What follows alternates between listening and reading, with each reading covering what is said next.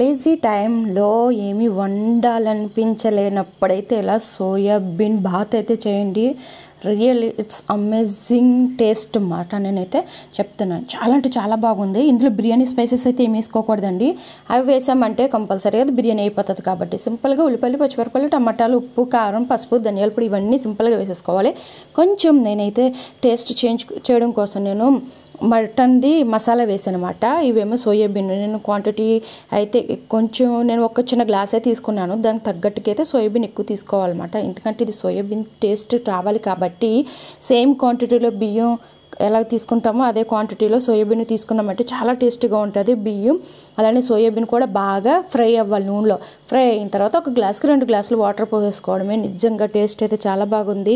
ఒకవేళ మనకి ఏమీ తినాలనిపించలేనప్పుడు ఈ విధంగా చేసుకుని తింటే చాలా బాగుంటుంది. దీంతోపాటు ఉల్లిపాయ, నిమ్మకాయ పిండుకుని సర్వ్ చేసుకుని తింటుంటే ఆహాహా నిజంగా చాలా టేస్టీగా ఉంది వేడి వేడిగానే.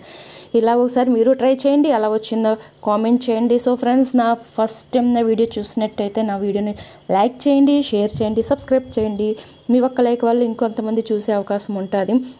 సైడ్ డిస్కి ఏమీ అవసరం లేదండి. ఇదే చాలా బాగుంటుంది.